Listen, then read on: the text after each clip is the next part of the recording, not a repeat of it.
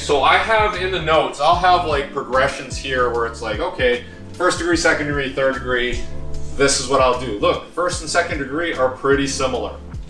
You know, I might just change a little bit of volume, I might change a little bit of intensity based on these two, but it's, you know, I've had first degrees who take longer. I've had second degrees who are much faster.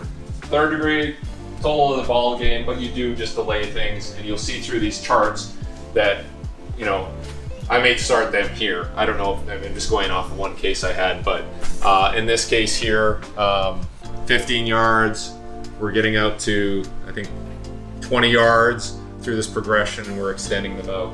I've been involved in some cases like basketball where you just keep them at 10 because they don't need anything beyond that. But for football, wide receiver, definitely we're going out as we go through these progressions. And they're always equaling about 100 yards, so 10 by 10, 6 by 15, 5 by 20, 4 by 25. Just made sense. Do you have some people that won't sit down for 5-minute breaks? Like, are they like, I'm ready to go, even though it hasn't been 5 minutes? Not in injury cases. Okay. They're usually pretty like chill. They're happy to take Yeah, but if you're working, like you could, everything you see here, you could do it with a general pop person, and this is your program, right? Like, oh, okay, you're starting with me, you never sprinted before, like, let's do this. Let's pretend you have a hamstring injury, right? You put a piece of kinesio tape on their hamstring so it feels like it's tugging. And let's be honest, this is a training program. Yeah. Right? But it's just a training program that allows them to work on running while not re-injuring the hamstring, and it has this added benefit of coaching them on how to run properly, and it does strengthen the hamstring too. So you could call this a training program, you could call this a hamstring injury prevention program, you could call it hamstring rehab, you can call it body composition, burn fat, you know, run away from people in the subway, whatever. I don't care what you want to call it, but it's a training program, right? And I've used this for you know, soccer athletes, rugby athletes, football athletes. If I have to send them something to do and with low supervision, do this. They're not going to get into trouble, right? So it has a lot of value, right? And then you can, like I said, usually it takes about 90 seconds. You can have different start positions. Like I would put heart rate monitor on myself and I would run through this. I would do 5 sets, so 50 reps.